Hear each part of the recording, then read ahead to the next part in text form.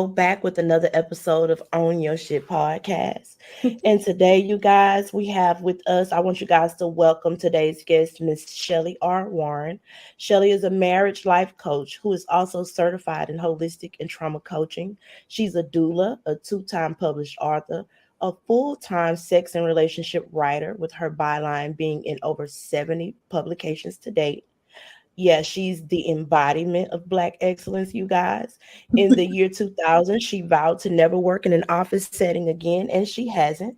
Her aspirations have been centered around studying and nurturing relationships between Black men and women, with her heart's core foundation being the Black man. She works alongside organizations that support breaking toxic patterns that are connected to a lack of self love and self awareness. She's pro Black love, extremely anti-misandry, and very engrossed in all things progressive on the emotional tip. Life has been a lot, yet it's also been purposeful. And she's joined us today to hold the conversation that is purposed to educate us on how to better love and support Black men. Welcome, Miss Shellie. I'm so happy to have you join me today. Thank you, Kenya. And Kenya picked the title, so I'm hype about that. We can talk about Yes, that yes. all day.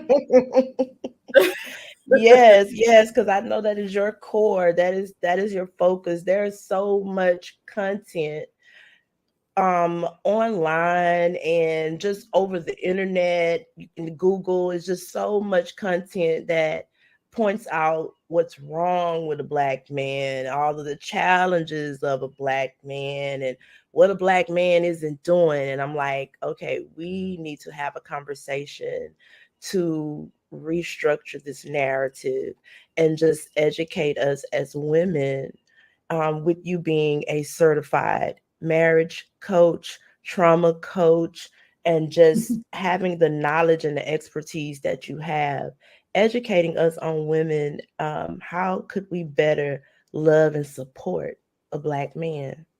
Ooh, wait. So a question I get asked often is how I became like this passionate, because I'm very impassioned. Mm-hmm. Um, to the point where sometimes when I'm writing articles, people will ask me if I'm posing as a guy, saying I'm a woman because I'm that team men. And a big part of Mm-hmm. it is because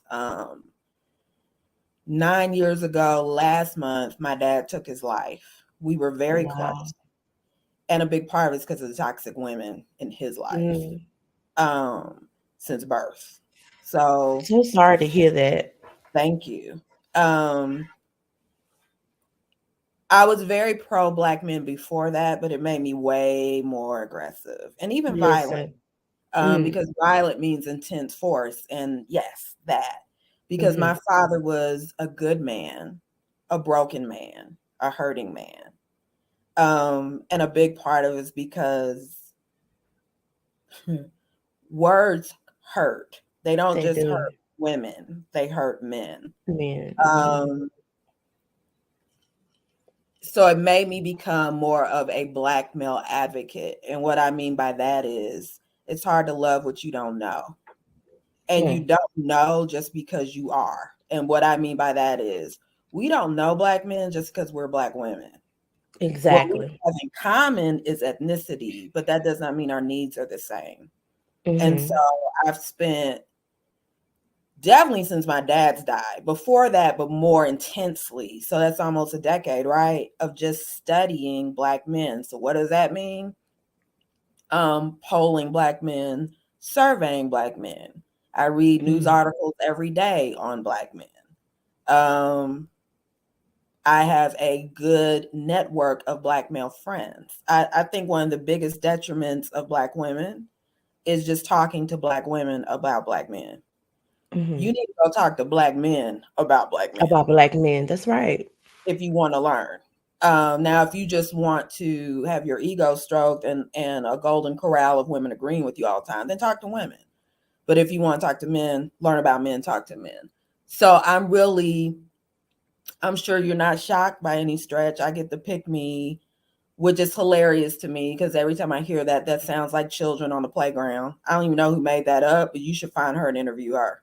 Like that's no child. But I definitely get the pick me. I get the, you hate women, and I'm amazed because loving a Black man doesn't mean you hate Black women. Black women, no, not at all. Loving Black men actually means you love Black women. Black men, yes. That's what we've missed. And I think it's important that we understand that I think understanding that love can hold you accountable in love is 1,000. so important. It's so important. And I don't get enough of the love, the loving correction. And I don't see enough of conversations that are being held where it's not, well, it's the Black woman's fault and it's the Black man's fault, instead of it being a cohesive conversation of accountability on both parts, to where cohesively, if we take accountability for those things within, then we can work collectively together to bring something better to the forefront, versus it being a bunch of like blame. It's a lot of blame, or no accountability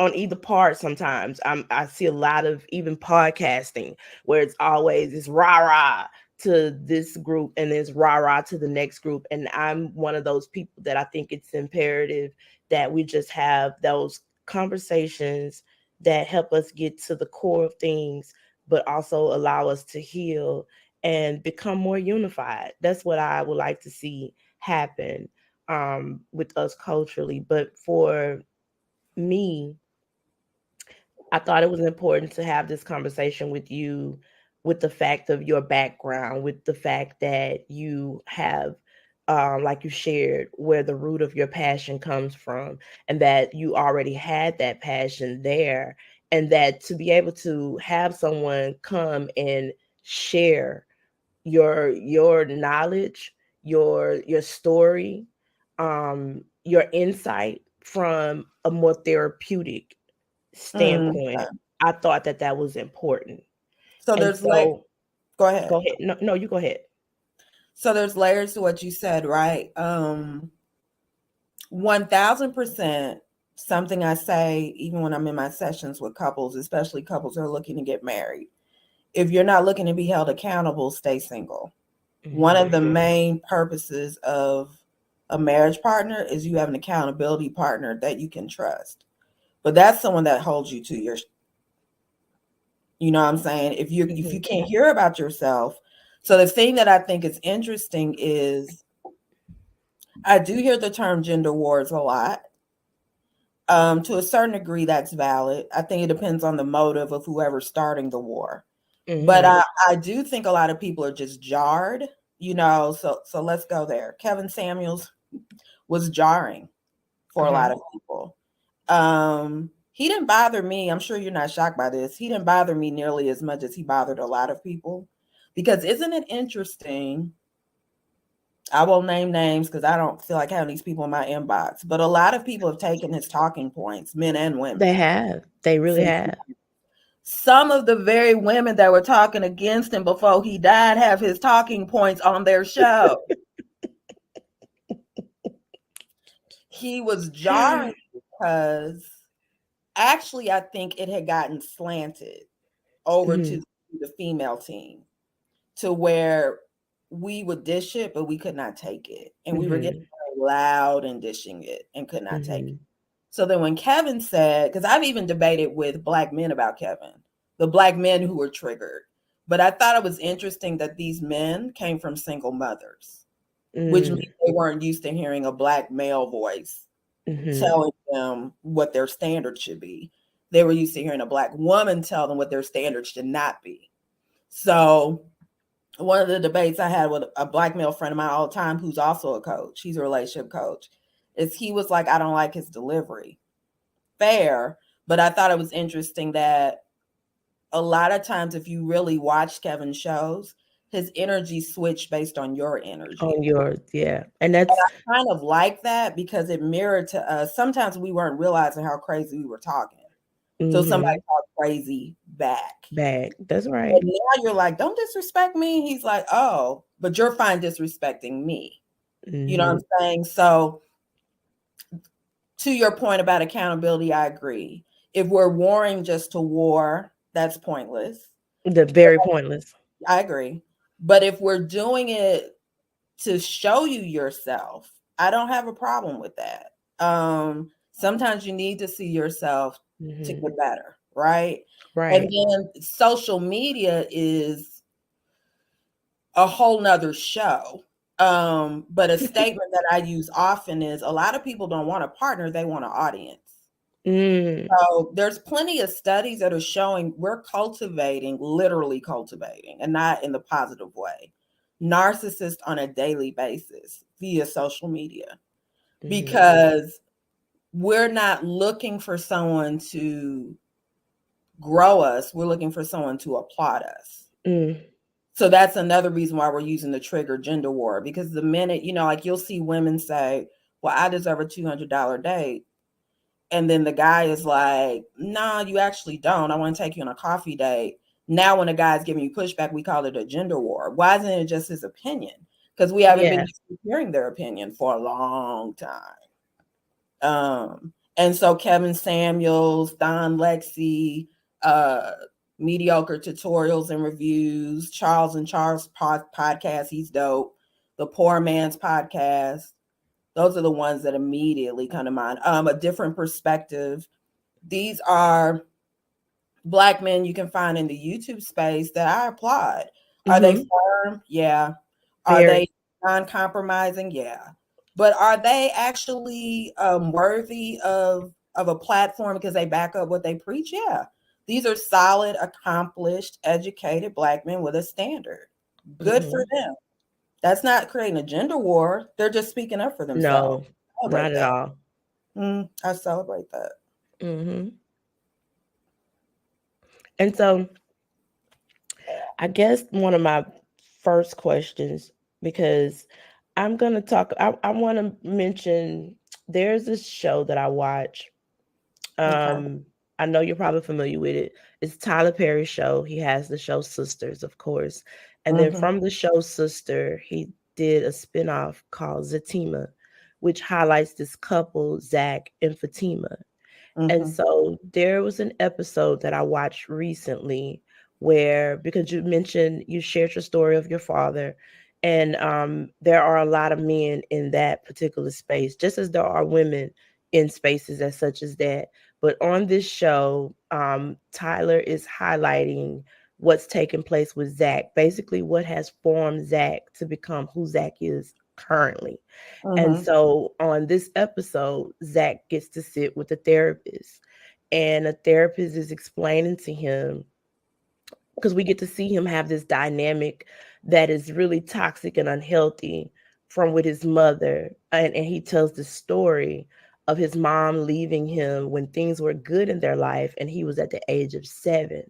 And so Mm-hmm. the therapist begins to break down to Zach that he has this behavior where he's self-destructive with he self-sabotages, where he when things are good, he look for things and he creates chaos because he's expecting the people that he may be in that good space with, or even in that good healthy relationship with, he's expecting, well, it's good, so something is eventually is going to happen that's going to be bad, that's going to cause this person to leave me, not even associating it with the fact that this was his own trauma from his childhood that was created by his mother. And Mm-hmm. so um part of I had like a real aha moment just watching that, and it made me think, like, how many other Black men are out there that women just look at them as, he's a cheater and he can't do all of these things. But to watch this therapist take this man who's really in this space where he's trying to get it right. He's trying to do the things that are necessary for him. He's trying to show up and be the man that his woman is requesting him to be. He's trying to stay and be a committed man and not revert to his old patterns and his old ways. And it took him sitting down talking to this therapist for the therapist to help him even identify that where his behavior is actually rooted from. Because sometimes sometimes we women can sometimes just think a man is just behaving and he's just treating me bad, or he's just doing all this horrible stuff, not understanding the different layers to him that may have him in this space that we really don't understand. Yes. I'm also curious about, when are we going to take accountability for the kind of people we pick? Because so let's do like single dads. Okay. Let's roll back even before that. Let's do feminism real quick. Okay. Absolutely am not one. And I will sleep like a baby saying it. There's a biblical term, complementarian. I probably fit that best, which means we're here to complement the opposite gender. We are equal in value, different in purpose. That's where I stand on it. So with that said, Gloria Steinem is evil. Let's just go. Y'all should really read up on her and her agenda against the Black community. So feminism came into the Black family and told Black women, you don't need a Black man. White women told us, while they still fetishize our men. Let's add that too.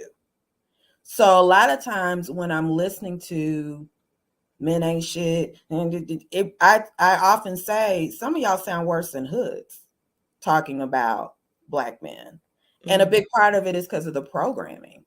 There's parroting of it. So let's do single Black dads. Studies show they're actually more active and more present than any other ethnicity in this country.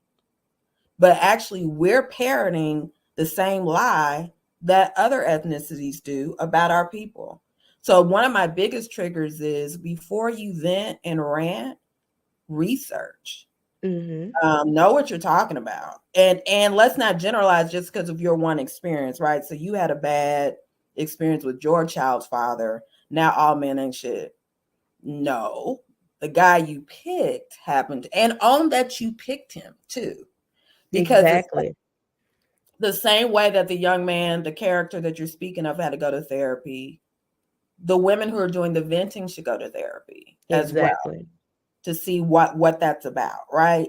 So that's one layer. Black men in therapy. Studies also support, they're not anti-therapy. They're hesitant about getting a female therapist, but I think we would get why. They don't want to be mothered. They don't want to spend an hour being told. Because here's the other thing, Kenya. These TikTok therapists. So the young lady, I'm like, and she literally has letters. The young lady that went viral, I'm going to be kind of specific and vague at the same time. But I'm sure you saw her and she was saying men are trash, and then she got fired. Okay, I just saw a TikTok of her recently, and she did this whole thing about her vagina. Did you see it? I haven't seen that one. My vagina's fat. My vagina, she used the P word. It's warm. It's wet. You're a whole mental health professional. What is going on, right? So men are like, why would I go to her? Exactly. So we're pushing this narrative, or let's do this. Again, do your research. Men need to get more in touch with their emotions. They need to cry more. There's a literal scientific reason why men don't cry more. They have more testosterone and less prolactin. Put those two things together, they cry less scientifically. So scientifically, they cry less. Because that was one of my questions that I wanted to get into with you, when they say, well, men don't cry. And I'm like, well, what does it really mean to cry like a man? Like, it has to have a different meaning from us as women. Like, we're designed to be more emotional. I feel that our role as women is to help them identify and to tap into that emotional space, but I don't think it's their responsibility to live in that space. I think that is where we bring about a balance when it's healthy. Balance is a great word. Femininity and masculinity are supposed to balance. The issue that we have now, another pet peeve of mine, is single moms that say I'm the mommy and the daddy. You're not. You may be a fabulous mom. You're not the dad. Father's Day is not for you. You have a whole day the month before. I Relax. I cannot stand that. And I myself, I'm a single mother, but I'm a single mother because I'm not in a relationship. I have an Mhm. amazing co-parent. Nice. Um, yeah, and we co-parent, and I make it my business to, work with my co-parent to help him understand like what's Nice. important for us to understand when it comes to his education, his mental health. And my he's only 6, and the one thing I know is I can't teach him how to be a man. I can teach him how to care. I can nurture him. I can guide him.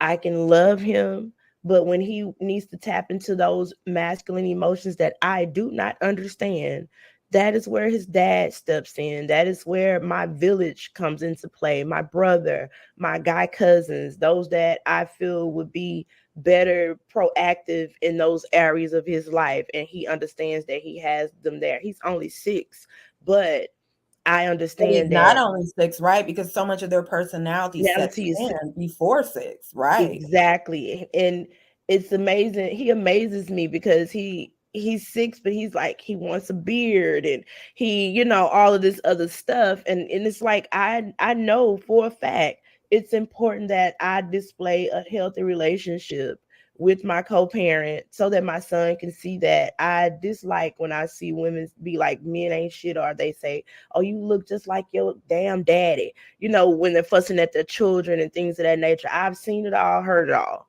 and made it my business to say, that won't be the situation. I don't want that to be the situation. Even though he's being raised and reared from our home to his dad's home, I still want him to feel that the loving energy, it Mhm. just reflects, no matter when, if he's with me or when he's with his dad, and he sees us as being teammates that understand that his best interest is our best interest. I mean, and part of the reason why, so I celebrate that, not just you, but his father as well. So, Yes.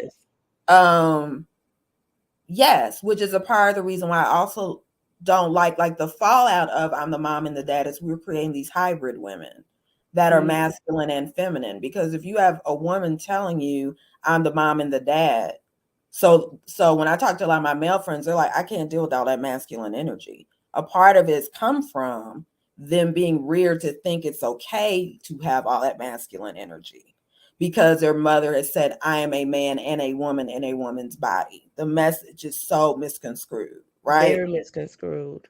And then even how we discuss friend zoning, people can debate this all day. I'm a huge fan of male friends. I have a bevy of male friends, and they're good Mhm. to me. They also hold me accountable. What's that you wearing? Why are you talking crazy? Yeah, thank you. Something my mom used to say often was fathers mentor sons, nurture daughters. Mothers mentor daughters, nurture sons. Mhm. I wish we could put them on t-shirts and sell them, right? Because we've lost sight of that too. Did you see the video where the Doberman family that went viral? It was so dope. And it was No. only like 10 seconds long.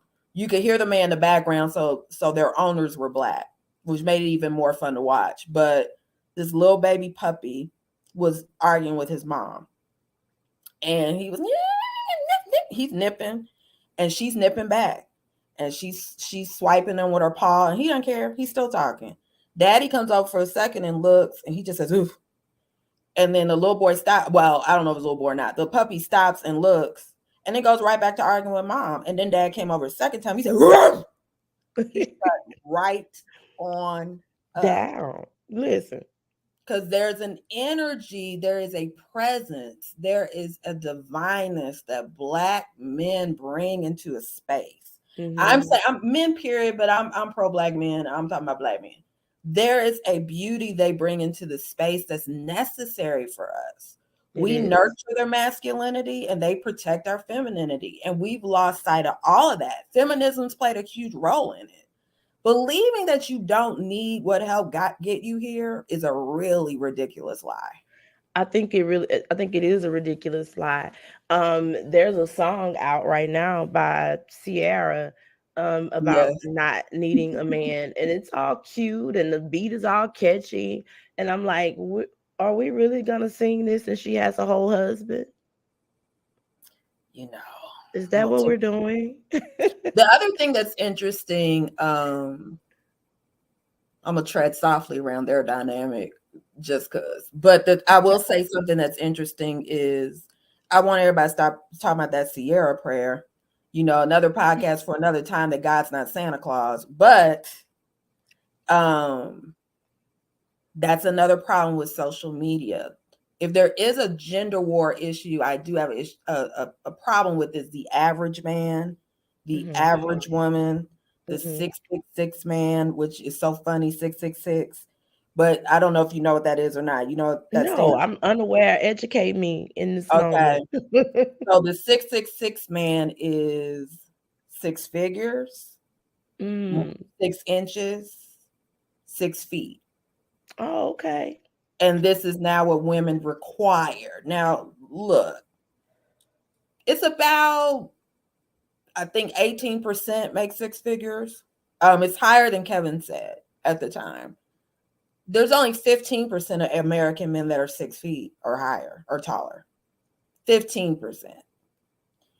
And the average penis is 5.5 inches. Your most intense nerve endings are 2 inches in your vagina. 5.5 will do you just fine. It's programming. So we have said, well, if I don't get a man in the top 18%, top 15%, or not the average penis size, I don't want him because he's average. Good story. There's a woman I know or knew, whole nother podcast. This is also a podcast out thing. I have a rule. If you haven't talked to someone in a year, you knew them. You don't know them because people change. Yeah. I knew her, but who I knew, there was this great guy, still a great guy. I set them up. She'd always wanted to be married, wanted to have kids. He is not tall, but he's, from what I hear, he's the other 6, and he definitely is over 6 figures.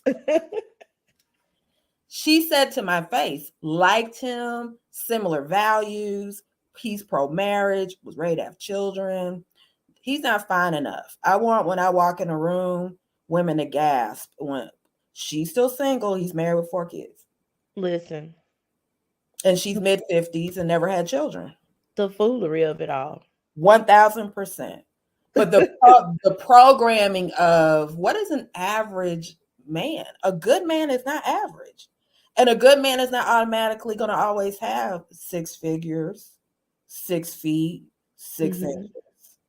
And then I think all of those things are not core. Those are not the core values I look for in a man, to be honest, because your 6 figures can go to $6 in 6 days. You know, If those you are don't just know the not. purpose of why you're, things have become transactional now. It's interesting, we're in a culture now where prostitution is more celebrated than wifedom, because it is. Why to talk about submission? We can hit on it or not. I don't have a problem with submission at all. I'm pro submission in marriage. I'm pro femininity when you're single. I think those are different. But if you don't trust who's leading you, you still pick them. Like, Exactly. pick better, because somebody that's signed up to provide and protect deserves not having a whole lot of pushback from you. If you don't trust that, don't be with him. Because a good leader, again, I'm so tired.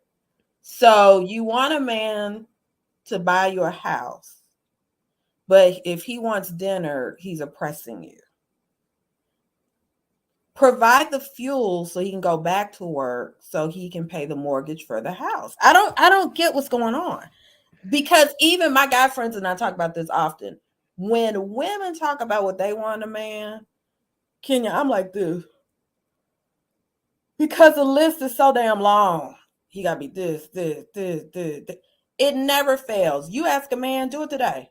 Ask your child's father, what do you want a woman? They usually say 3 things. It's not always the same 3 things, but they'll say, I've heard Kevin, fit, friendly, feminine. The Poor Man Podcast, sex, sandwich, silence. Lawrence, what's his name? Lawrence Ellis, that was Insecure. Saw him on a movie. Fuck us, feed us, need us. It's always in 3s. It's always a little bit, and women act like and it's real so simple. much. Yes, but we're stressed because somebody asked for a sandwich, but you got 30 things you want. Please stop. Please stop. So that's too.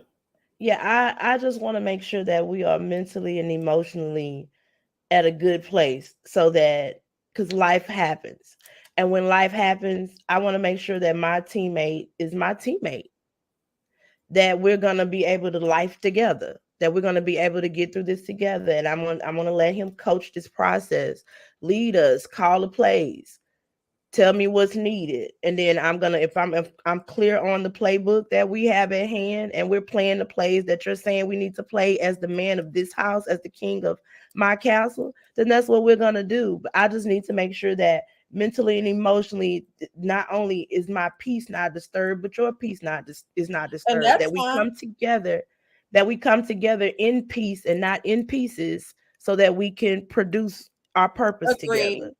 I just so there's layers to that too, right? Do the vetting before you get married. Don't get married and then be problematic the whole marriage. Exactly. And then the second point would be, if you don't want to submit, because most Black men are looking for somewhat of traditional values. A lot of Black men are not getting married because it's not an asset for them to get married anymore.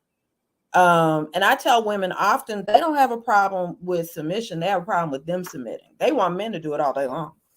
Do you want to control and tell him what to do and mama him all over the place and nag him to hell?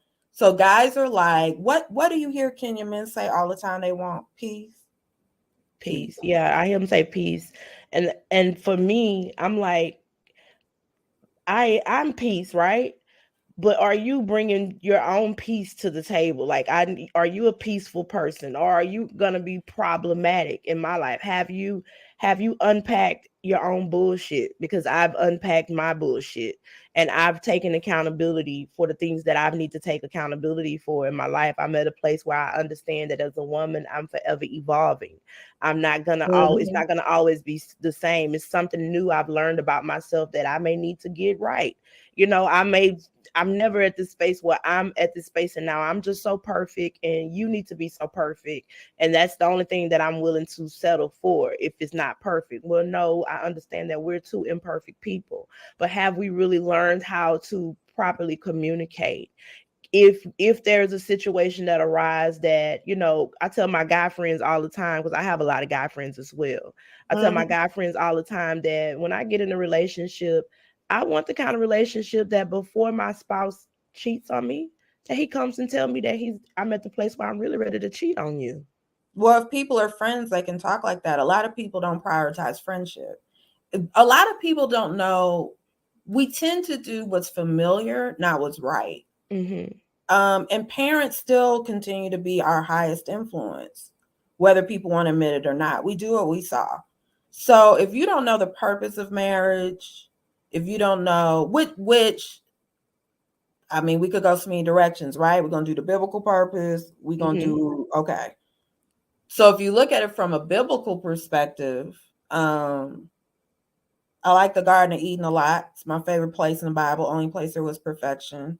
And it's not taught what happened in there when it comes to relationships. It's not taught what happened in there a lot, period. But Adam did not hunt her. I can't stand that statement. When men are hunters, I can't. I'm not prey. I'm not deer. Don't hunt me.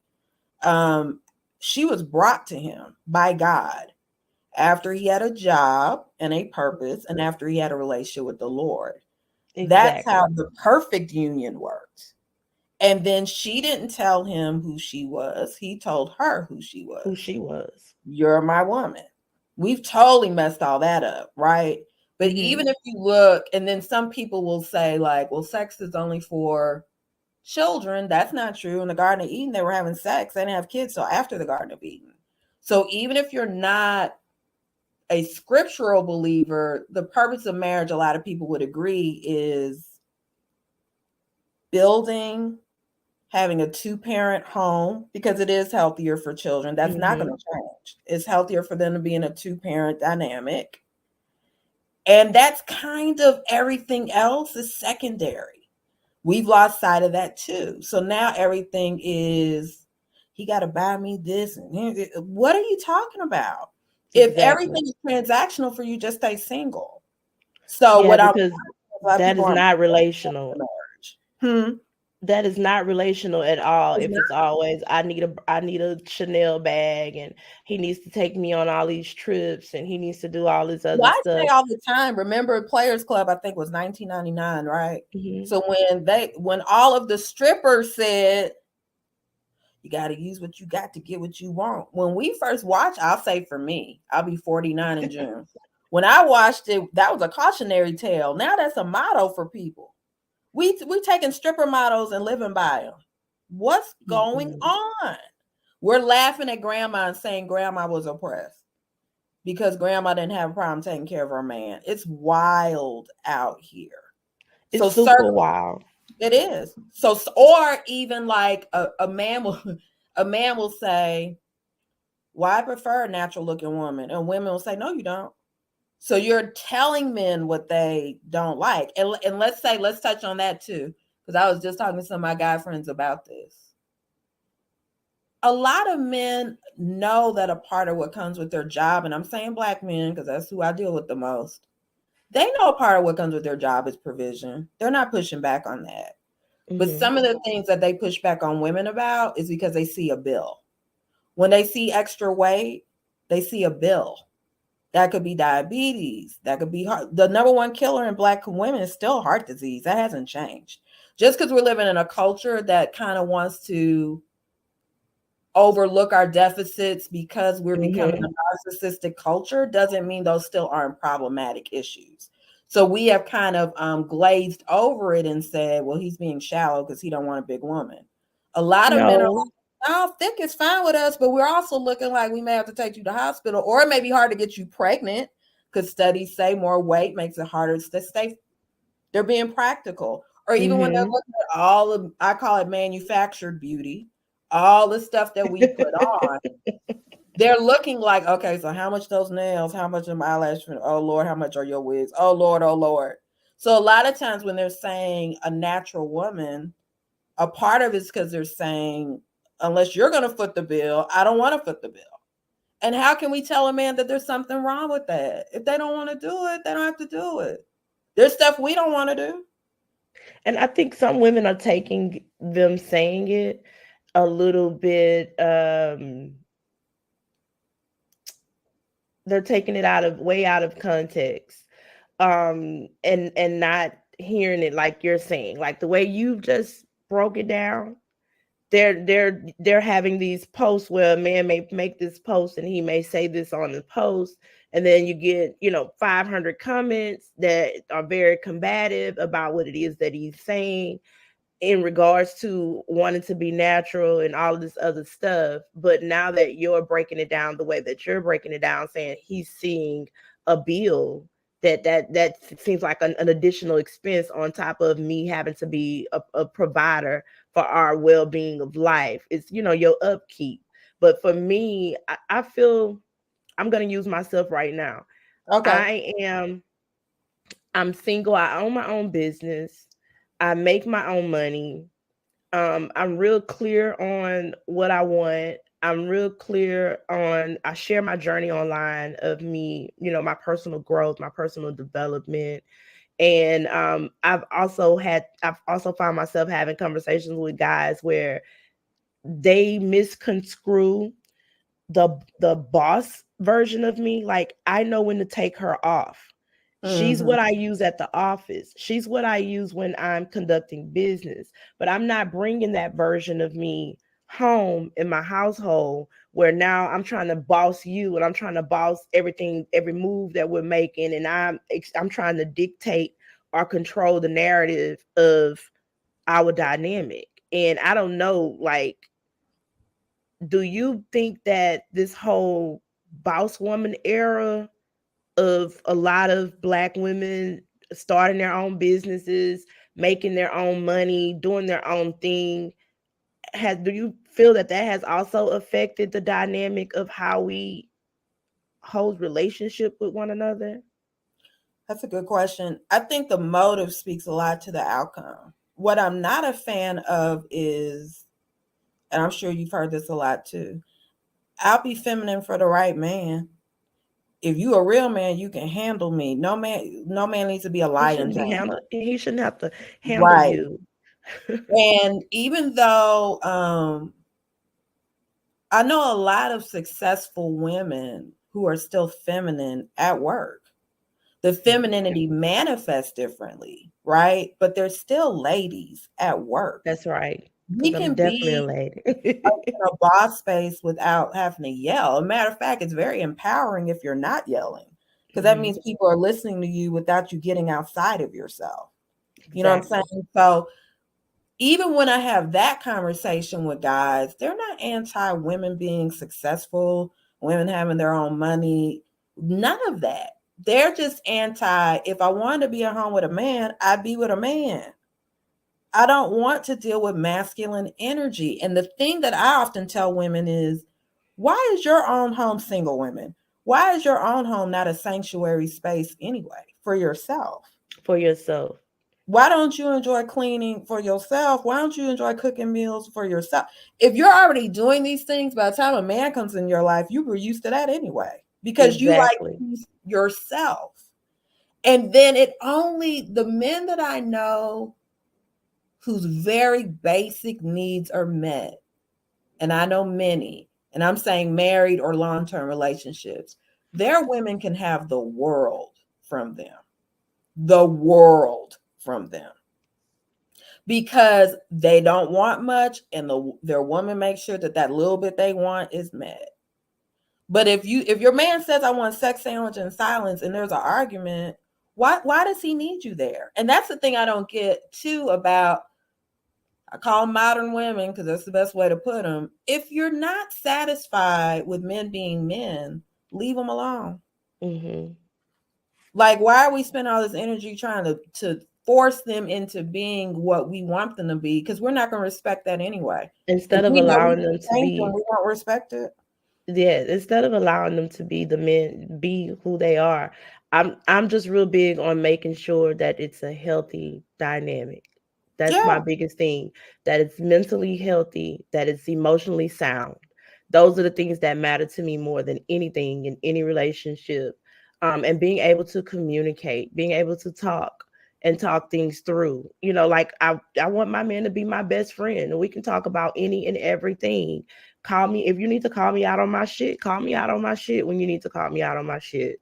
But do it in love, because I'm gonna do the same to you. I'm Mhm. gonna project those things to you. But when I was in a different space, when I before therapy and a lot of other things, when I was dealing with my own shit and I was being the bag lady, dragging my own emotional baggage around, no, I don't think I would have handled myself in this space that I see myself handling myself in, as being someone's woman, where it's not about me.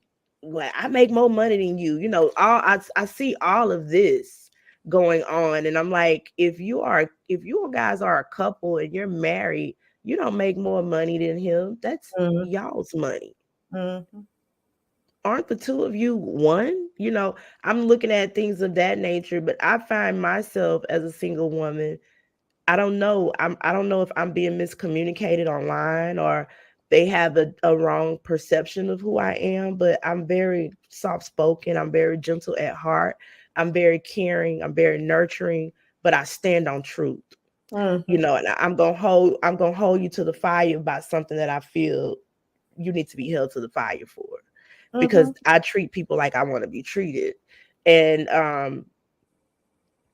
it's done in a healthy manner, not to, I don't ever want to be looked at as a masculine woman that's not allowing my femininity to shine through. Um I have a real problem with that when I see women that want to control a situation or control, like you said, control control the dynamic of how this man is supposed to, wanting to take him and make him fit into the design of a man that they've been told that really isn't the design of a man. That is not what a man is. Someone taught you and told you that that's what a man is, but that is not what a man is. And it's just, I don't know, it's crazy. I watch it online I and I'm mean, like, okay, make me. there's a reason why, like, it's funny. I was arguing with debating, because I'm gonna go about 3 rounds with you and I'm gonna tap out. Who's the prize? And it's funny, the Bible says husbands are the prize. 1 Peter 3, the amplified version, literally lists prize. And I would get why. A man that's signing up to provide and put his life on the line for you, if you find a man who signed up for that, that is a prize. But also, Ephesians 5:33, it's calculated. It tells women respect their husbands to love their wives. And the way that husbands are to love their wives is very sacrificial. Loving your wife the way Christ loved the church plotted to kill Christ. Pharisees were. Hear me? So that's no little thing to love your wife that way. But respect, I say this often too, the Western culture perverts everything, Eastern culture, everything. So a big struggle we're having in the Black community too is we're actually rooted in Eastern culture philosophy, trying to apply it in a Western culture.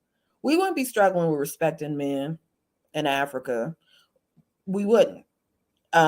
We struggle with that here because white people told us we don't need to do it, and then we adapted that. We are literally, I tell people often this too.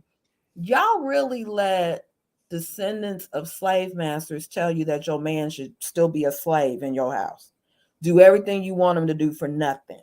You sound like a massa. It's wild out here.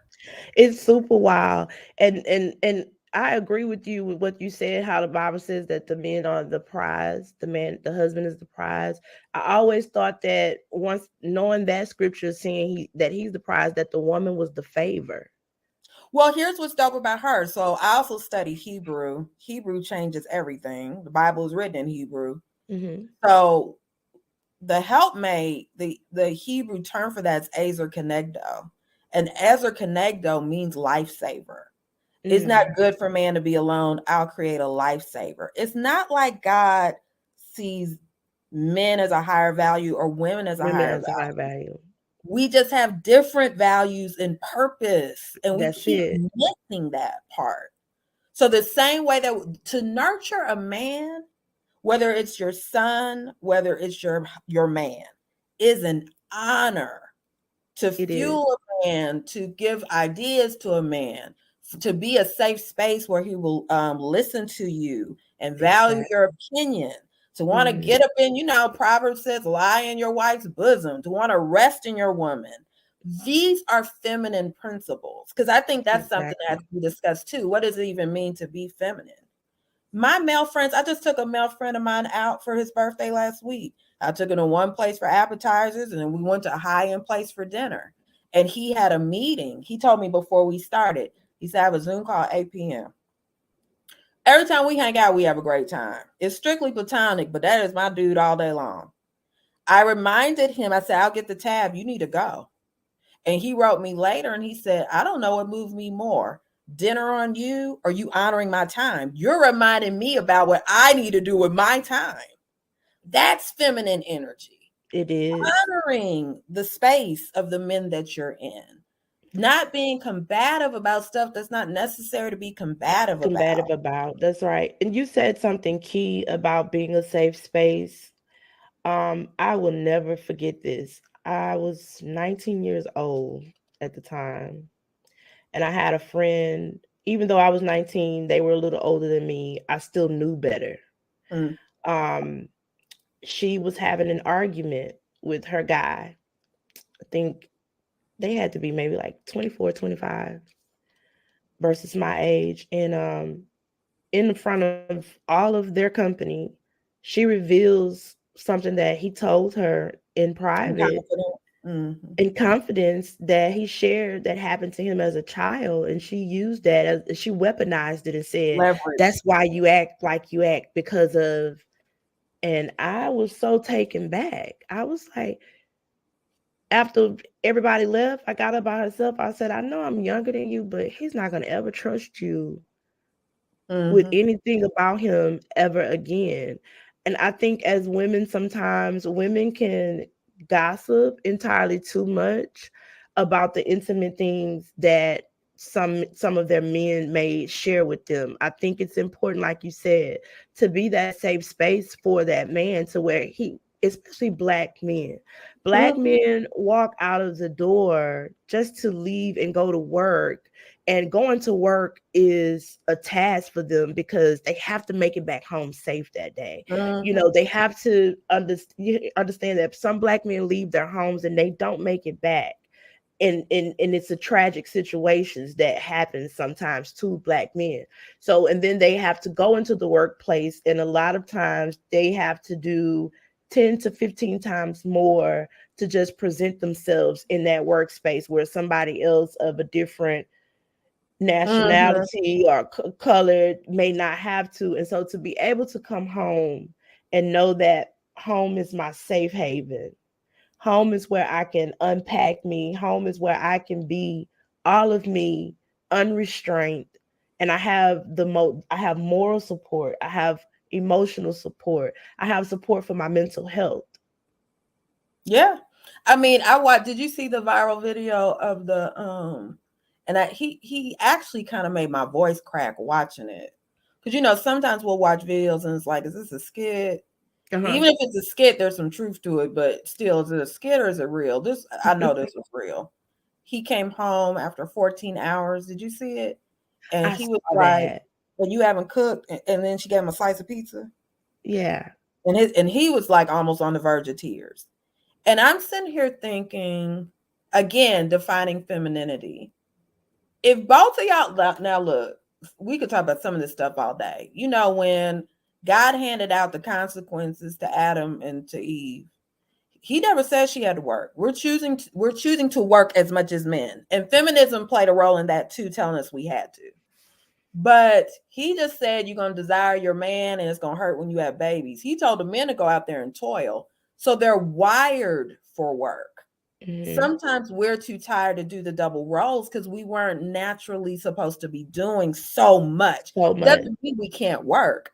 But good Lord, you doing 10 hours too? So you out in the field and then you trying to come home and balance that too? That's And that's exhausting. extremely exhausting. So that's to women who actually have a mate at home, who actually have a husband. What about the women who have been, like, they're literally at a space where they are forced to have to do it all because they have no help? Like, Okay, so there are let some single moms that there are 100. some single moms that 100% are in a space where, of course, they chose the men that they chose, but they're in a space where they're having to do everything by themselves. So let's do both. Let me finish the married folk and then we'll come to the single folk. Okay. Um So if you are in a space where you have a long-term partner sharing your space with you or a spouse, I'm not the takeaway, because some people like to look for something to be mad about. The takeaway here isn't that women shouldn't work, women shouldn't be industrious. Many women in the Bible worked and were industrious, even in Eastern culture. There still is balance, though, It to where the was. home could be handled as well. And it is a privilege when a man walks through your door and he looks for you for rest. So the Mm-hmm. reason why I want to make sure to say that is that's also what femininity is. Femininity is Mm-hmm. rest. I'm Mm-hmm. not married, but my men come to me, and my men, I mean my male friends, come to me for rest. They share things in confidence and secret. They have no problem me picking up the tab when I offer. They offer too, but sometimes I want to do it because I see Mm-hmm. them. You know what I'm You saying? see them. Mm-hmm. When a man can look at you, and this is what a men mean when they say be peace. When a man looks at you and they can woo-saw and exhale, and they're not girding up because they know everything's going to be a battle, that's femininity. And no, we don't put Mm-hmm. that on or off. We either are that or we're not that. Okay, so Exactly. I want to make sure to get that clear because we talk about masculine and feminine so much, but a lot of times we don't know what that means. Mm-hmm. So I would say if you had a takeaway, safety and rest is femininity. If Mm-hmm. men can see you as a safe space and they can rest in your space, you've got some feminine energy going on. Now, to your point of, well, let's talk about single moms before we get to single moms. 1/3 of us wear condoms. That's it. Please be protected if you're not ready to make humans. That's not disgusting enough Exactly. either. And It's grandma, not. if it really at this point it's great grandma, because grandma's too young now. Because we've got generations of 15-year-olds having kids. So now grandma, is 40. But great grandma said, if you don't want to have a baby with him, you should rethink sleeping with him. Mm-hmm. There's still truth to that. These body count debates are wild to me because sex was never designed to just be recreational activity. We're connecting with people. Yeah, Oxytocin even says we're connecting with people. exactly. So before we get into the single moms that already exist, please let's address the ones that don't exist yet. We don't just get pregnant. We all know how Yeah. sex works. And this is coming from someone, I told you I've written 2 books. I've had 4 abortions. I had abortions from 1993 to 1999. I will never tell you that was the right thing to do. There's a Mm-hmm. myriad of reasons why I was doing it, and it's cost me because I'm Mm-hmm. 49 now with no children. So there's a commercial for that too. Don't just think abortion solves something. Mm-hmm. But I know the headspace I was in then. I didn't care enough about me. Care enough about your womb and your body space. Guys, too. Do you know that Exactly. sperm helps to alleviate menstrual cramps? It helps with depression. It helps our hair to grow. It clears up skin. Sperm is amazing. But the reason why I'm saying that is there's life in it. In it, yeah. We tell girls to value their bodies, but Black men, no, your sperm, women should be honored to get your sperm. So why don't you treat it like that and quit giving it to everybody? Relax. Mm-hmm. All right. So where single moms are who don't have the support of a partner, I still say femininity stands in the sense of what I'm a huge fan of for single women is pampering.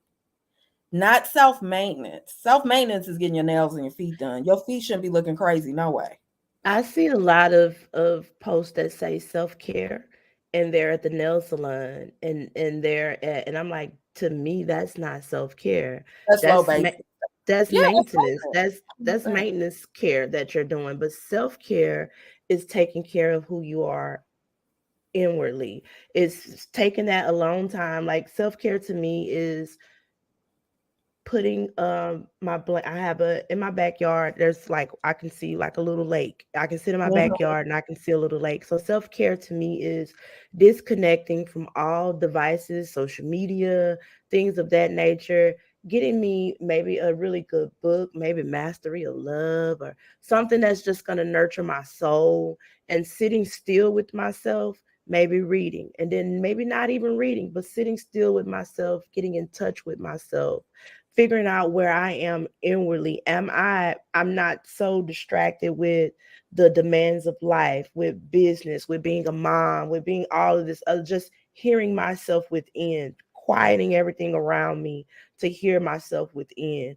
making sure that I'm grounded, making sure that I'm good. Have I poured out to everybody else? And has my cup now become half full? I need to allow myself the time to fill my cup back up so that I can only give people what comes out of my overflow. I need to disconnect and get in touch with me to do that. So to me, that's self-care.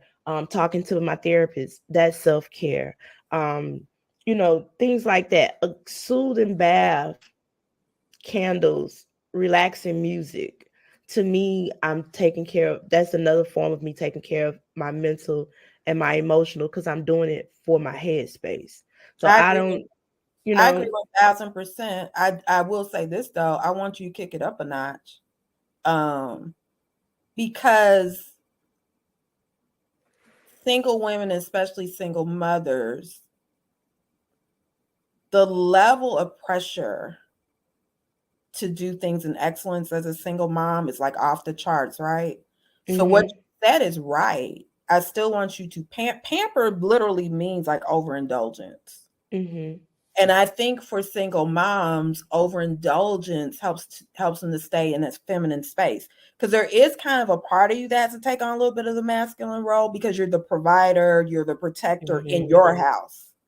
And so what I mean by overindulgence, I mean literally like single moms should plan an annual vacation. And that vacation is Yeah. like a resort. Like, don't be afraid to really tune into the To woman your, yourself. yes. Yeah. I for the first time, I started traveling by myself for business and for Mhm. business purposes, but it opened me up to be willing to travel by myself. This last trip I took, I didn't go with it. It wasn't a girls' trip. I didn't go with anybody. It was just for myself. And when I flew all the way out of town just to be by myself, take Nice. myself to, I treated myself to the spa. I had them bring roses to my room, Nice. bought myself some champagne, and I just spent 3 days with myself, just 100%. out And of even the town with thing myself. you just said about flowers, like flower subscriptions and have them delivered to your house. Mm. I toast myself at the end of every day. And I have a wine glass and I literally toast myself. There's something I'm gonna do today that's worth celebrating. I We know don't do that's enough of right. that either. Celebrate yourself. You've got to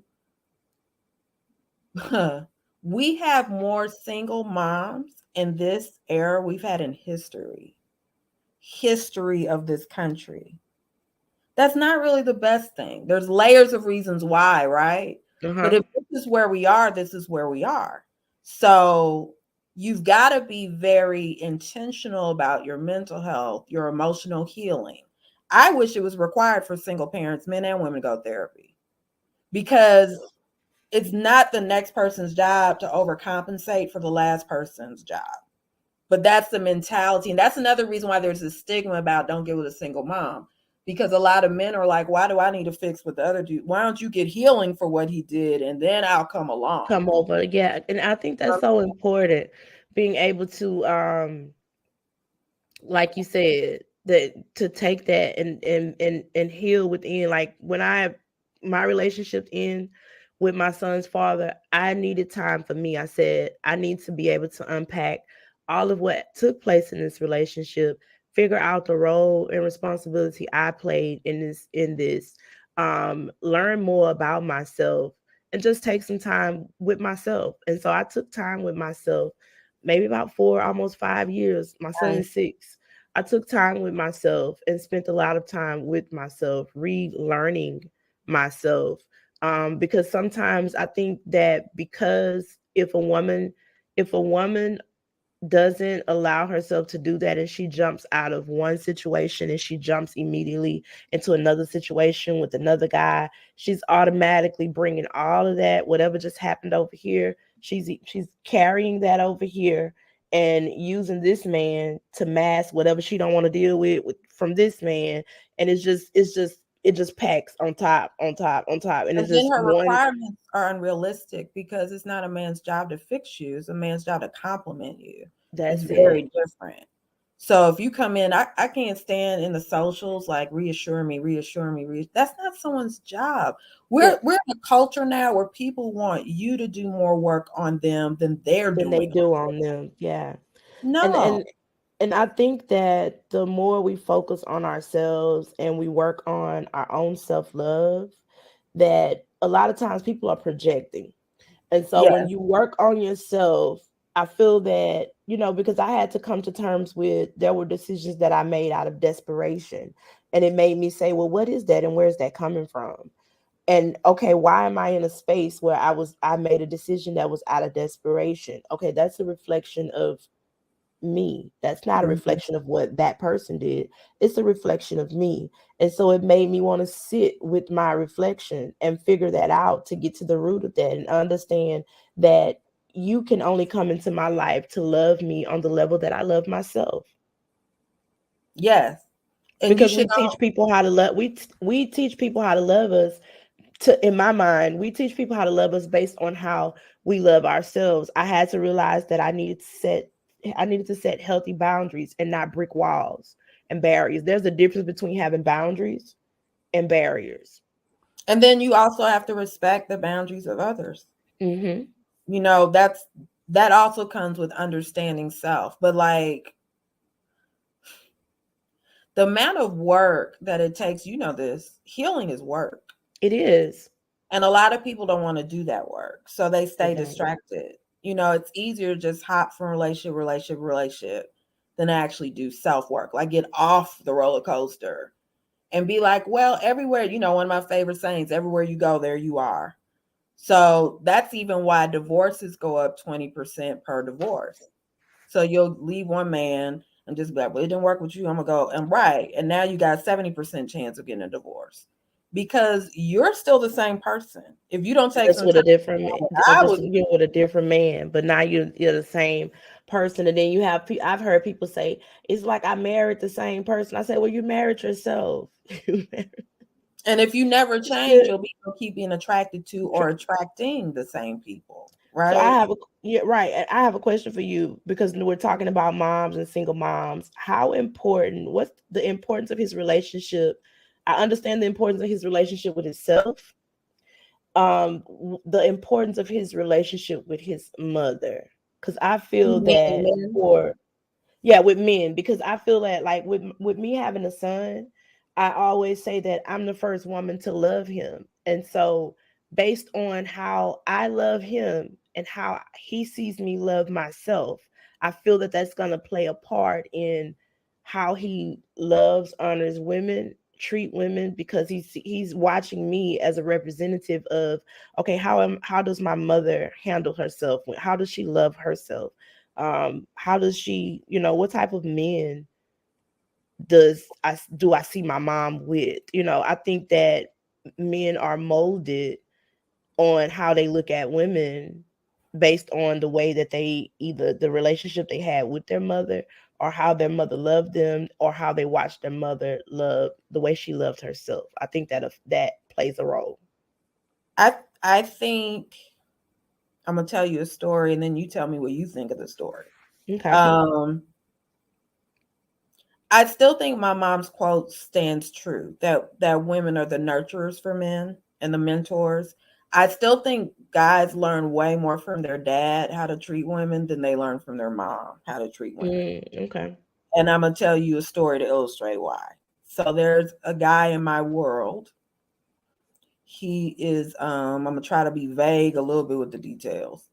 The golden child in his family, extremely close to his mother. He has bought his mom a home. He has bought his mom a car. I hardly have ever seen this man with a black woman. And he's now not married to a black woman. But he tells me the two heroes in his life is his mother and the Lord. And we've gone toe to toe on this because I'm like, how are you just so in love with black women, but we've never seen you with black women? And because it's hard for me to take my counselor hat off, I've psychoanalyzed it with him. You would think on paper he loved his mama and his mama loved him, but I actually think he processed his mom as, I was your husband. I'm tired of black women. I'm gonna go find a woman that takes care of me, and I don't think that's black women. That's a boomerang we don't discuss enough. You could have a single mom that just loved you to pieces, but she still did not prepare you for how to love a black woman. Does that make sense? Yeah, if it's no, I feel it makes sense. But you said something key there. You said that she made she like made him her husband and her provider. I think a Um, lot of single moms do. I They're, the think that's guy's a boyfriend. I think that's very toxic. I agree. I had to tell my son's father. he told my son, because my son's only 6, so he'll be 7 in August. He told my son, he said, you have to take care of your mom. I said, no, he doesn't. I said, mommy takes care of you. I said, you are a little boy. I said, Agreed. and mommy only expects you to be a little boy. I said, and so I get what daddy's telling you, but mommy takes care of mommy, and then mommy takes care of you so that you can Mm, be a kid and you can have fun and you can enjoy life. I think a lot of times when some single mothers have not done their necessary work and their healing, that they do rely too much on their sons. They start making their, because I've spoken with men that have said, well, I started taking care of my mama when I was 15, even if it meant that they were selling drugs, even if it meant that they had a Jack in the Box job, or wherever they worked at, they brought their check home to their mother so that their mother can pay the bills.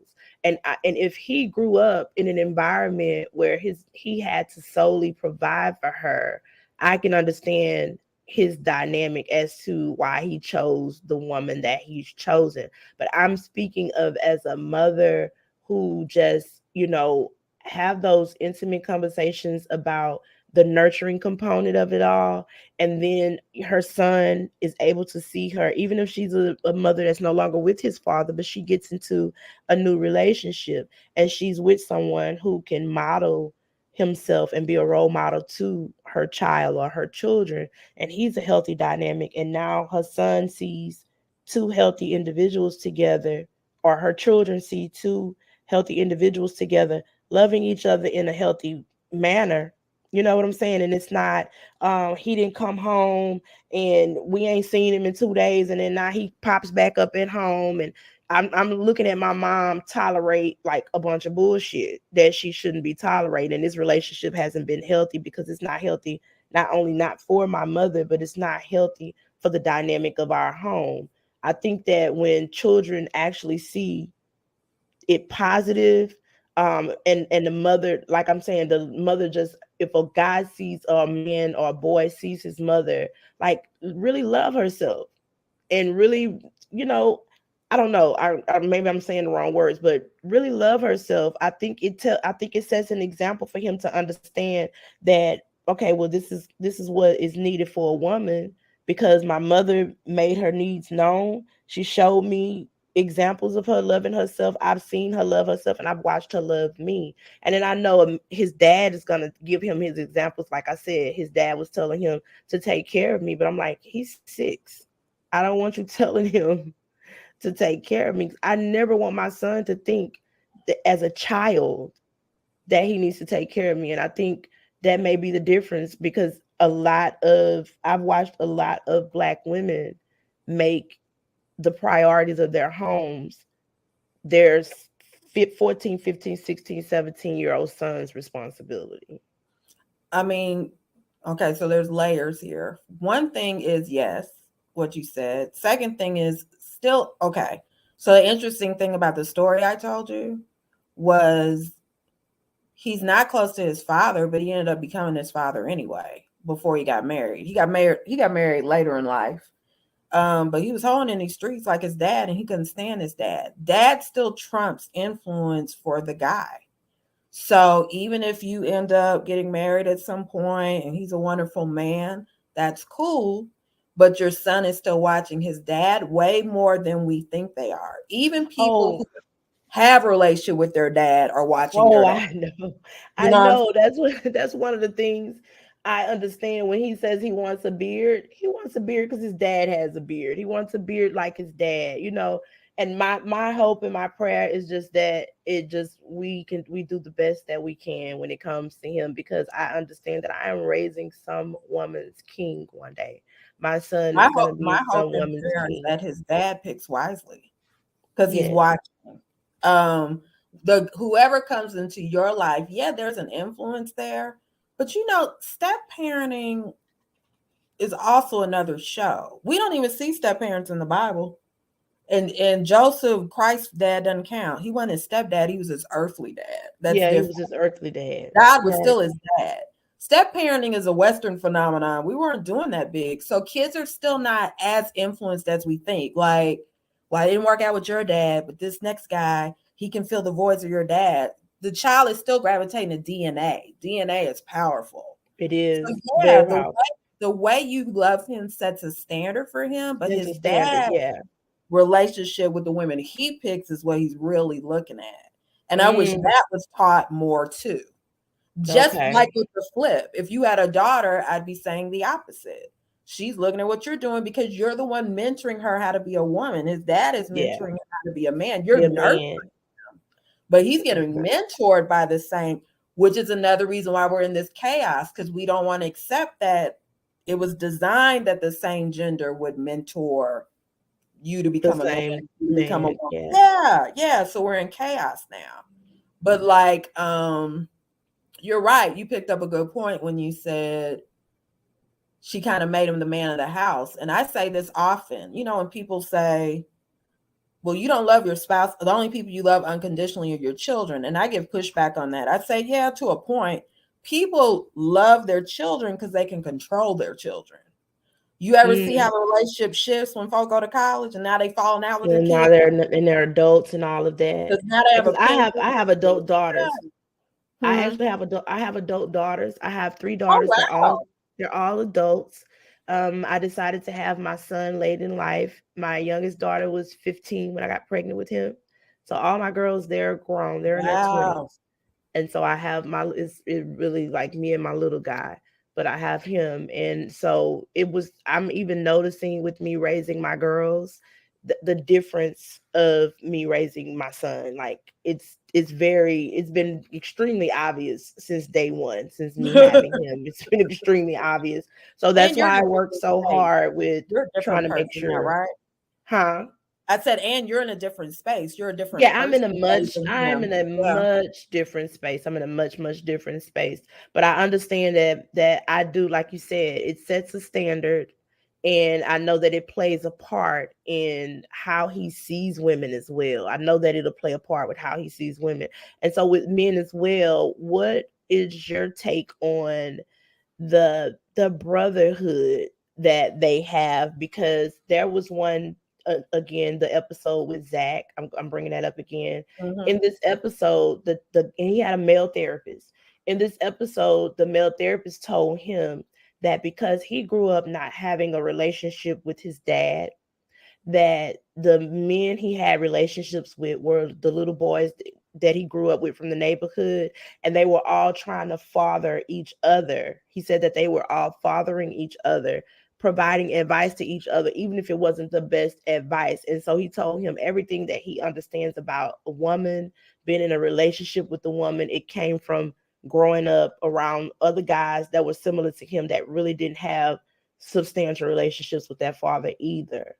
So how influential is the male brotherhood relationship on a man?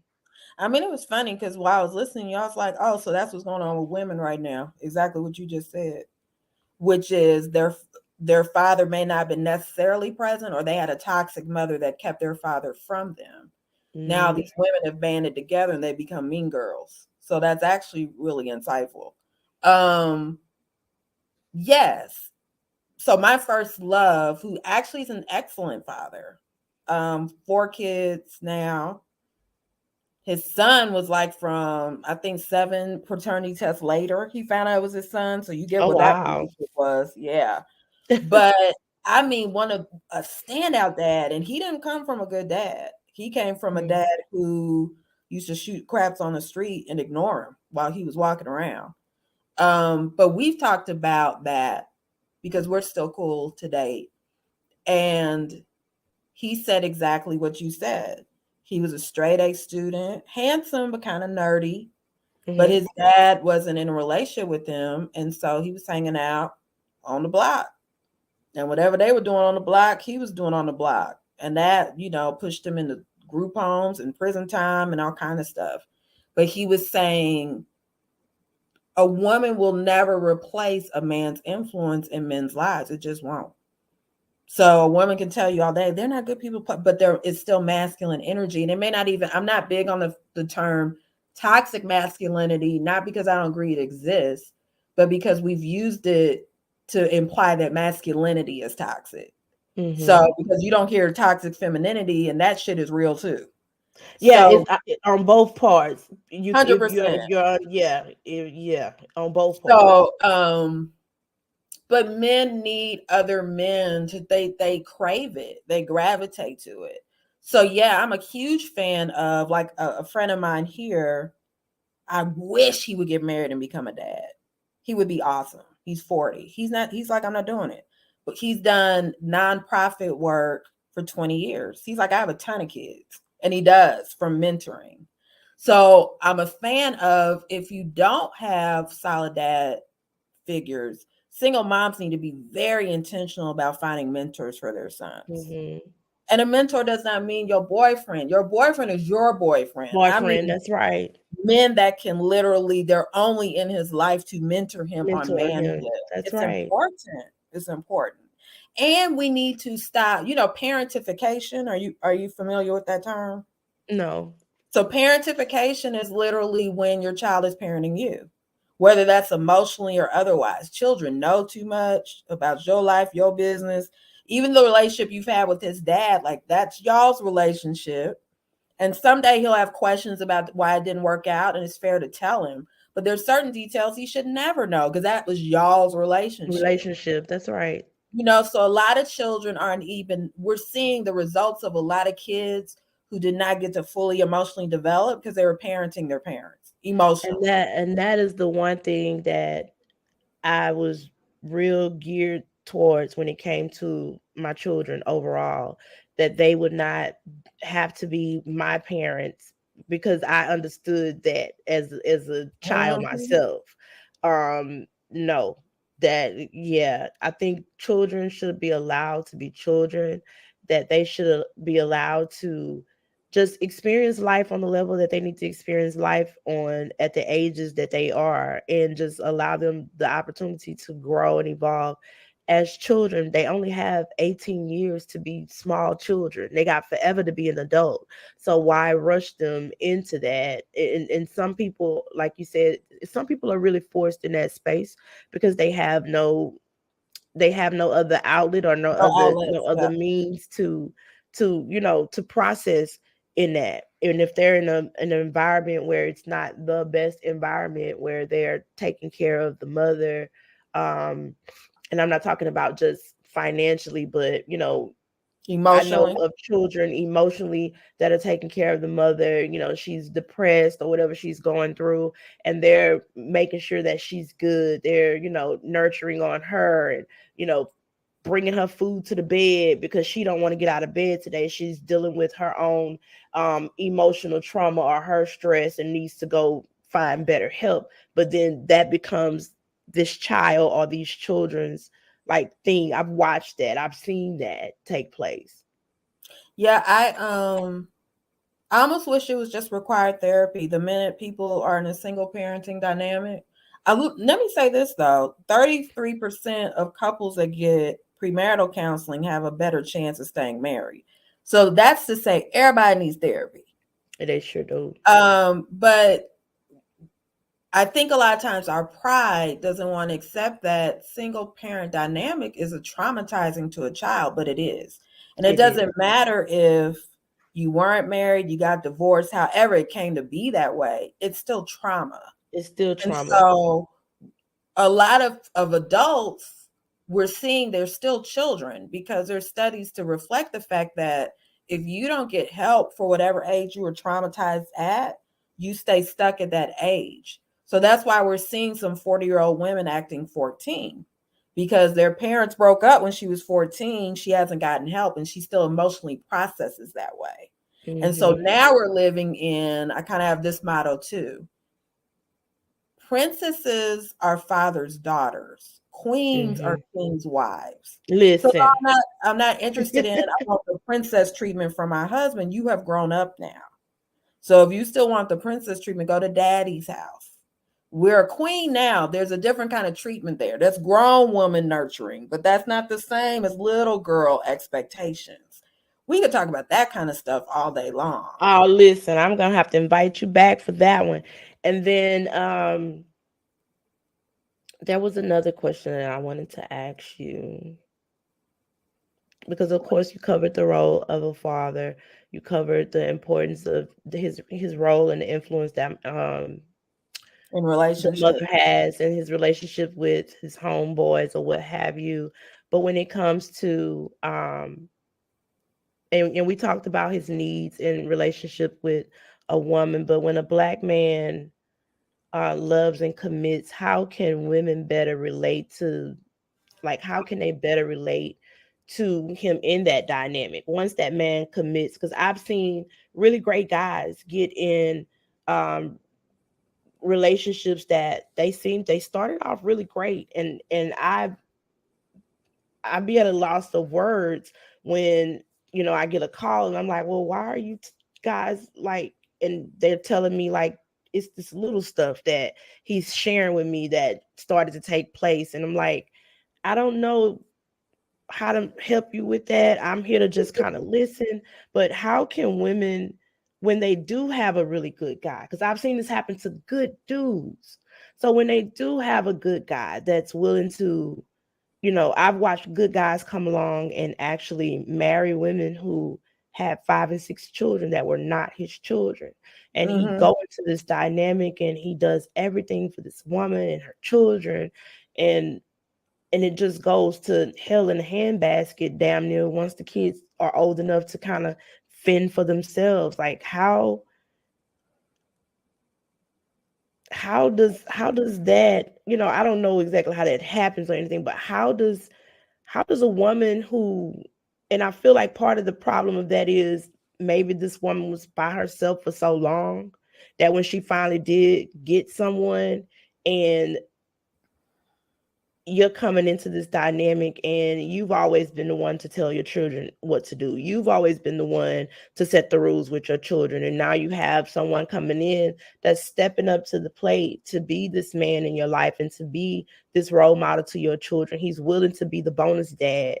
And it goes to hell in a handbasket over like the pettiest of stuff. What advice would you give to women who are able actually to find a good man to come in that may need to overcome that whole thing of having to be the masculine role and having to do it all, and not knowing how to embrace that now you're not raising yeah, I know you were raising your children by yourself for the first 10 years by yourself, but now you actually have someone that says, I love you and I'm in this committed relationship with you. I gave you my last name. And so now I'm here committed to you and to these children. So now these children are my bonus kids. Like, what advice would you give to a woman on working on some of that to where it doesn't disrupt? Okay. So I first thought your question was going to be how do black women love black men? Are we now asking how do black single moms treat the new man? Well, no, it's a two-part question. Both How, questions. yeah, Okay. yeah. So let's do your last question first. Sorry, I'm moving this thing, y'all. It's on my lap because technical difficulty.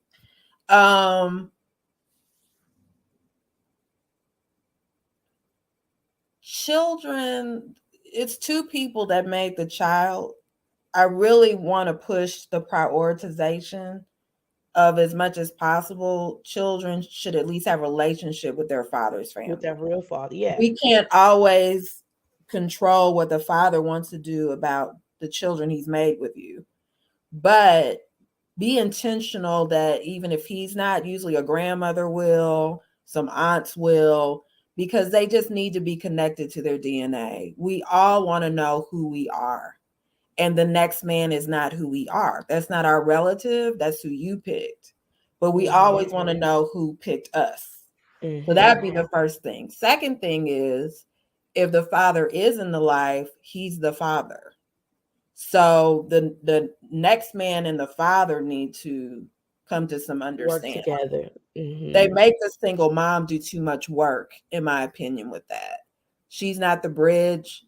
The father and the next guy are the bridge. They need to have their own kind of relationship and understanding. If we're going to do this in a healthy way. Yes. And then there's boundaries that are set among them. And usually good men don't have a problem with that conversation. They want to know. Then the next step is, what is my role? Am I just your partner in the house?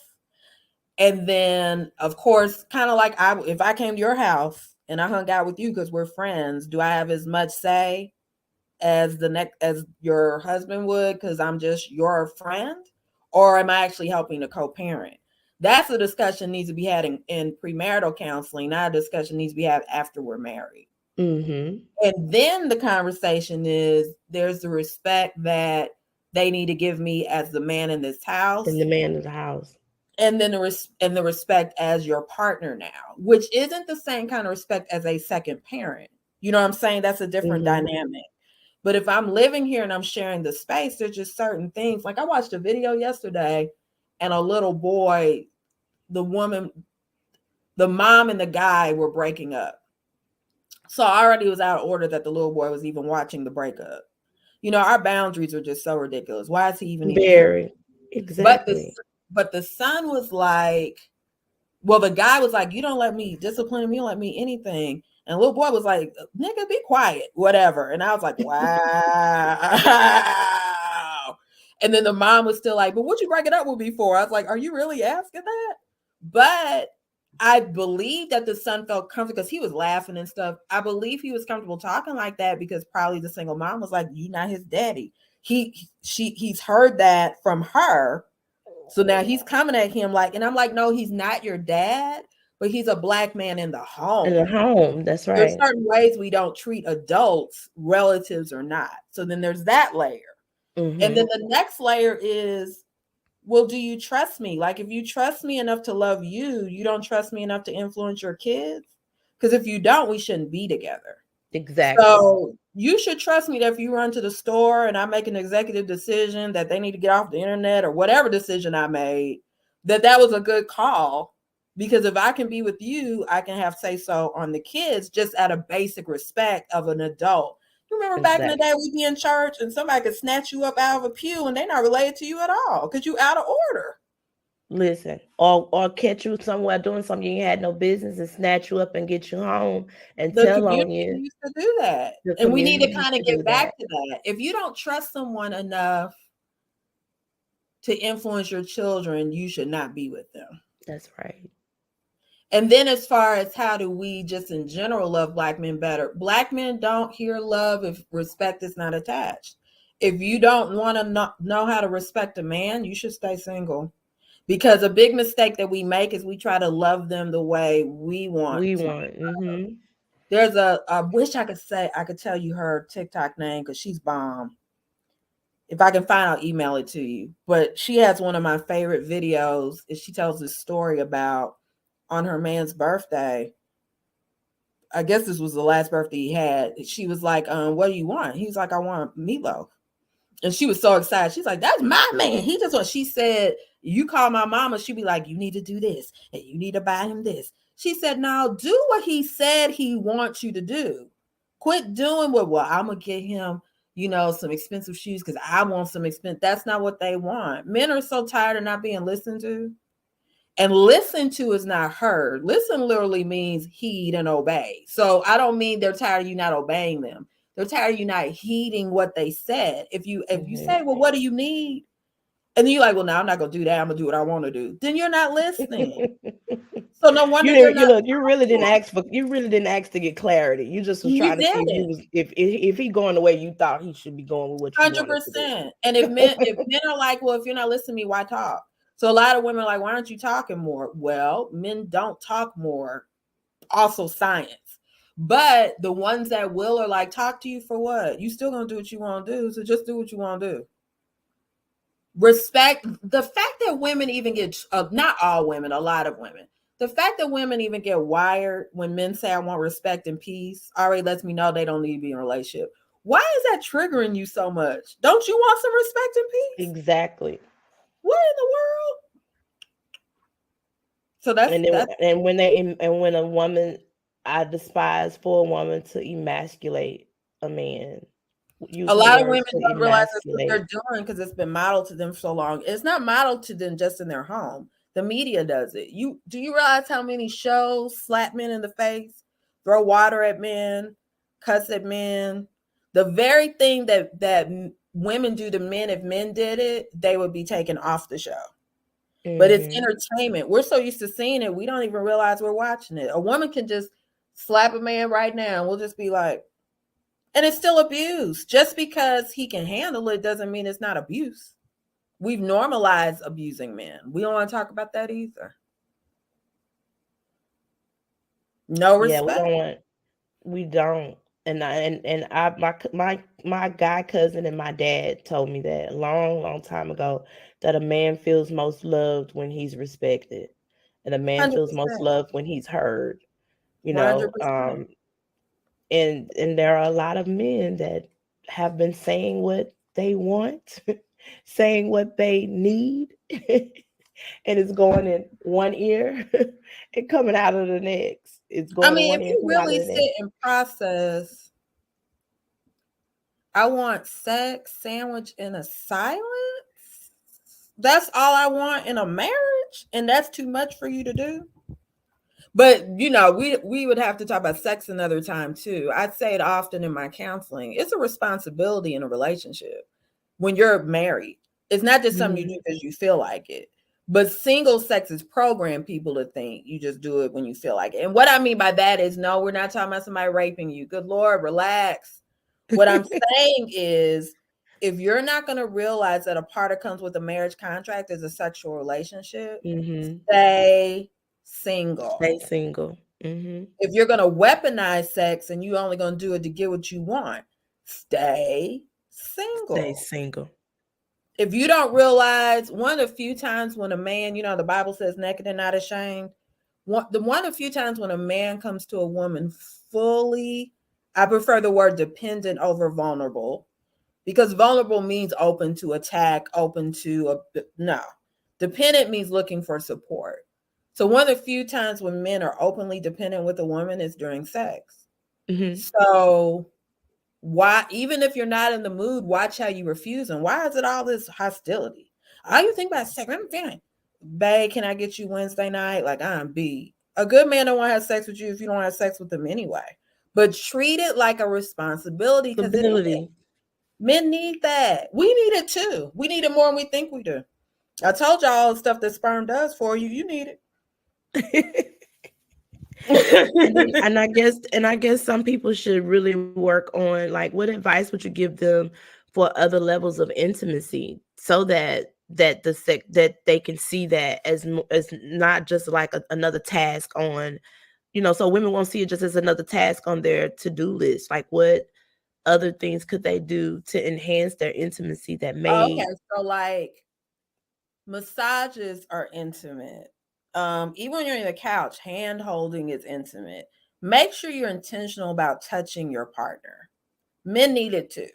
But Mhm. honestly, I wish people would go to premarital counseling just for sex alone. Like, understand how you learned about it, what the media taught, what your girlfriends taught you, what your first experience taught you. Your first experience sets the tone more than people realize it does. I'm definitely bringing you back, because I mentioned this once before on my social media, and I wanted to have a conversation about it, about those that may have had sex, early, at an early age, 15 or 16, and may not really understand that what is happening with how they're handling sex right now in their 30s and in their 40s.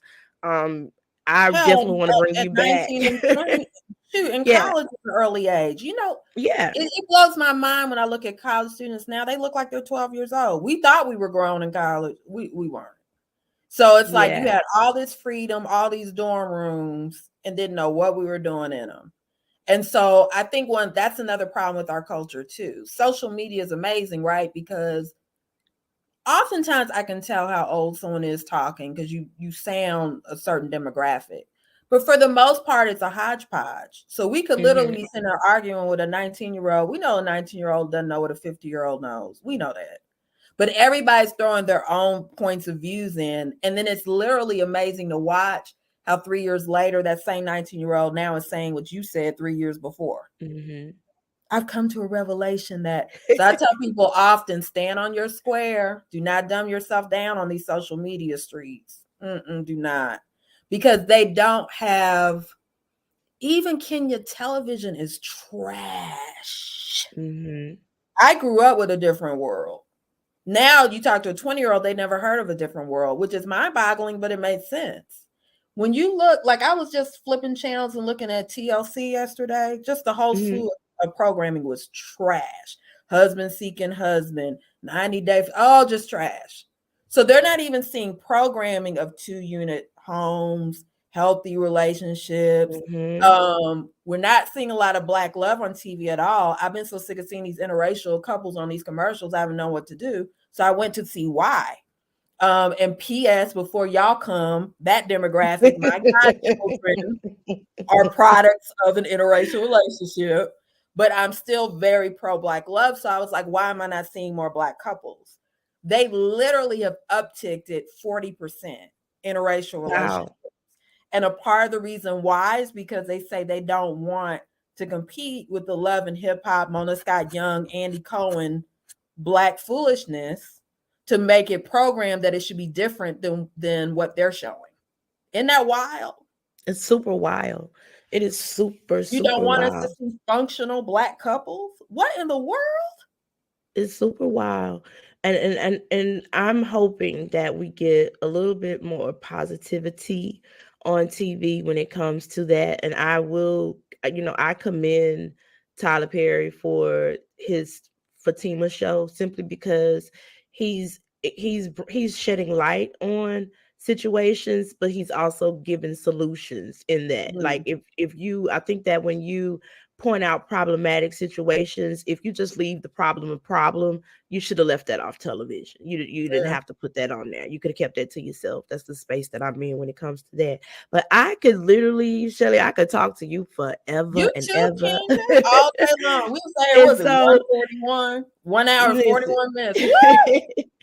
And so I thank you so much for your time. I thank you for getting on here and just sharing with us and educating us and empowering us with this information. Would you like to tell the people where they could connect with you if there happens to be a marriage couple or someone that needs, your services when it comes to therapy or counseling? How could they reach you? It's real simple. Shellie R. Warren at Gmail. I don't do social media and I do not have a website, although a website's coming because I'm about to write my third book. Okay. But for right now, Shellie R. Warren at Gmail. And what about the books? Where could they get those? So if you Google, because there's several outlets, but Amazon's a given. So the first book is called Inside of Me, Lessons of Lust, Love, and Redemption. And the second book is called Pure Heart. Way more married to Inside of Me. Pure Heart was like, I used to tour with an organization that got people out of porn and sex addiction. So the book was an extension for that. But Inside of Me is like my baby. Basically, it's like if you want to read what my 20s were like and then save it for your children so they don't do what I did, get that book. Okay. Well, I thank you so much, Shelly. I will be in touch because we're going to do this again. Kenya, it was a pleasure. And I'm proud of you. It was definitely a pleasure. Like, thank you so much. That intentional about being healthy.